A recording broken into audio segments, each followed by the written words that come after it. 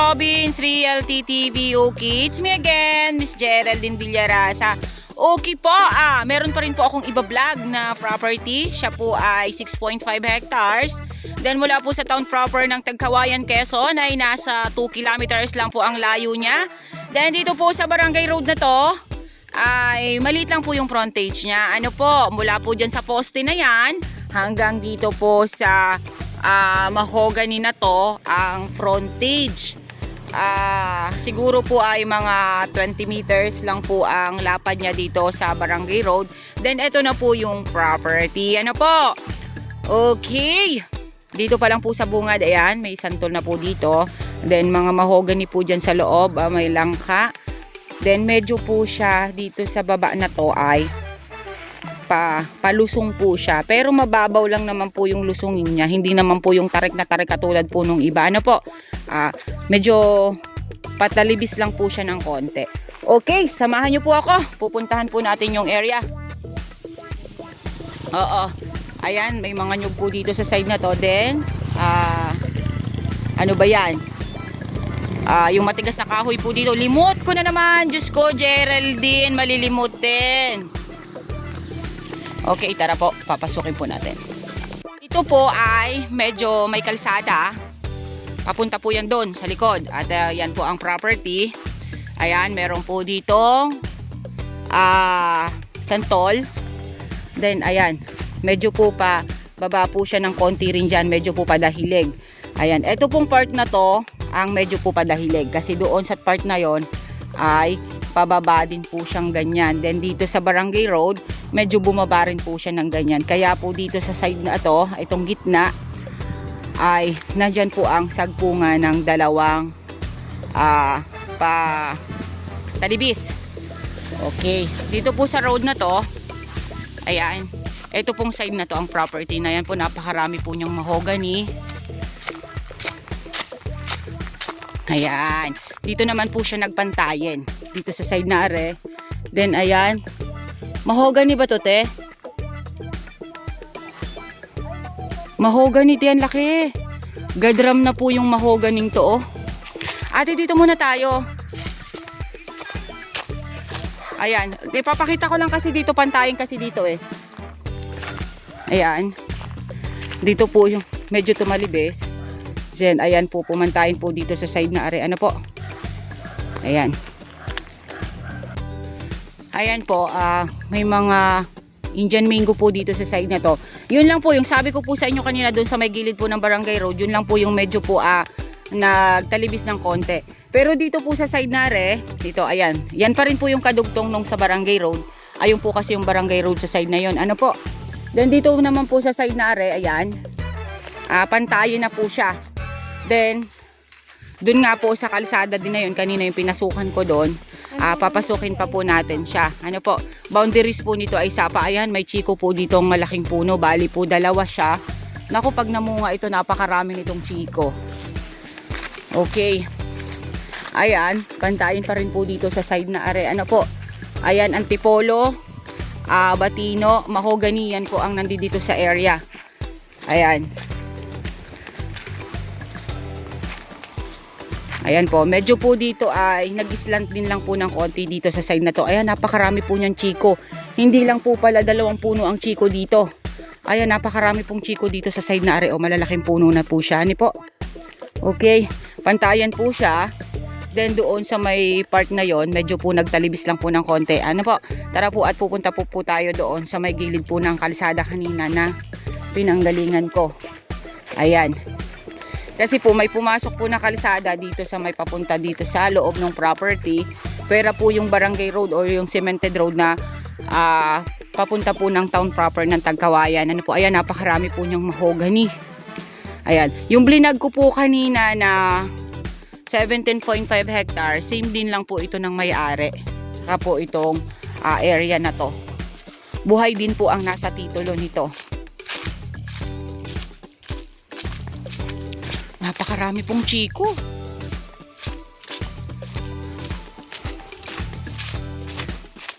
Ito pong area na to ay may kalsada po dun sa front. May kalsada naman po dito sa gilid. Inanggilidan po siya ng kalsada. Ito naman po, kakaiba naman po ito doon sa Blinag kong 17 hectares. Kasi ito po ay medyo po marungis. Pero yung 17 hectares po ay talagang napakarami pong tanim. Productive na productive po yun. Ayan, ito po yung kalsada. Dito po sa gilid ng property. Kumbaga po ito ay boundaries. Ano po? Ayan, marami rin pong mga nyog. Okay, ayan po yung mga chiko. Ayan po yung mga mahogany at saka batino. Then ito po yung kalsada dito sa inanggilidan yung property. Ano po? Ayan, sabi ko po sa inyo, iba po ang kalagayan ng lupa na to kesa po dun sa blinag ko kanina, kasi yung kanina po ay talagang malinis. Ito po ay medyo po talaga siya linisin. Ano po? Ang property po ay medyo po dumahilig siya ng ganyan. Pero napaka tawag nito mababa lang po yung kanyang pagiging dahilig. Parang yung doon po sa kaninang blinag ko. Yung blinag ko po kasi kanina, kaya maganda po siyang tingnan. Kasi nga po ay malinis, pulos po siya, Carabao grass. Pero pag ito po nalinisan, same din lang po ng kalagayan ng lupa doon sa 17 hectares. Ano po? Ayan. Medyo po talagang mababa lang po yung mga ahon niya. Hindi po kagaya ng ibang mga property na malalaki yung ahon or matataas. Ayan. Ang kagandahan po nito, napakalapit po sa town proper ng Tagkawayan.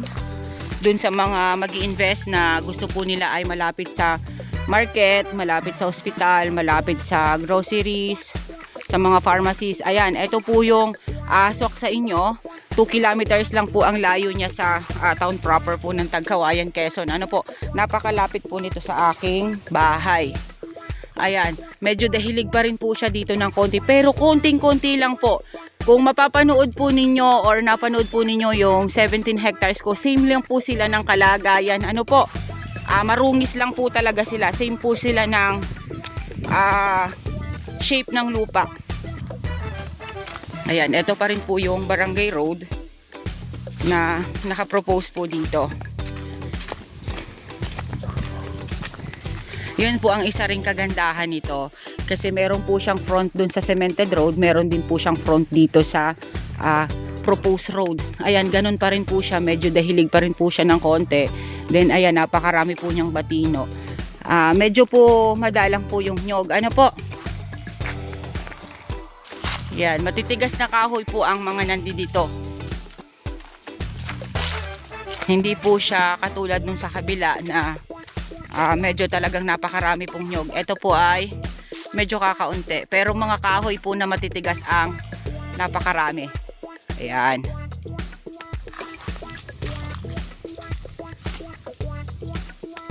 Medyo po dahilig pa rin po dyan sa side na yan, oh. Ayan, may mga Indian mango. Napakarami po niyang batino, oh. Malalaki na po pati yung mga batino niya. Ayan, dahilig pa rin po siya dito sa side na to. Pero yan po ay makikita po ang ganda ng lupa niyan pag yan po ay natabasan or nalinisan. Ayan. Hindi po siya ganun kalala, ano ang bundok niya. Hindi po ganun katarik.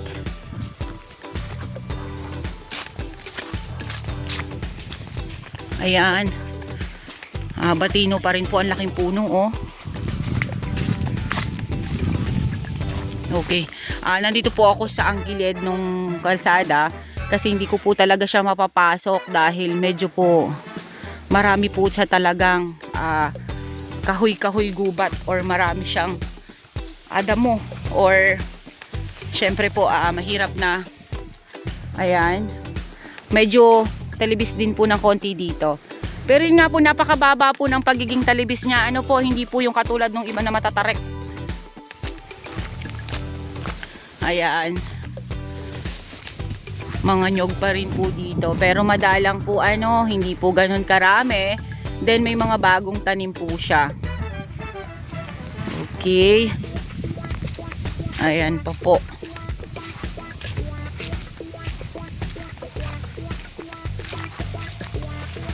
Ayan, makikita naman po natin ang mga boundaries kasi ayan, meron po siyang mga Madre de Cacao. Ayan po, dito sa side na to, ganun pa rin.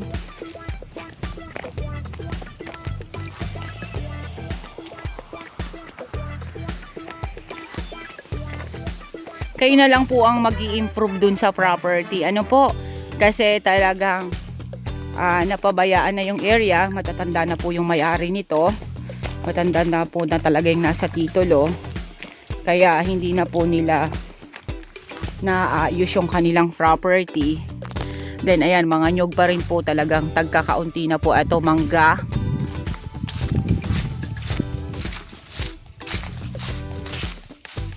Ayan po ang area.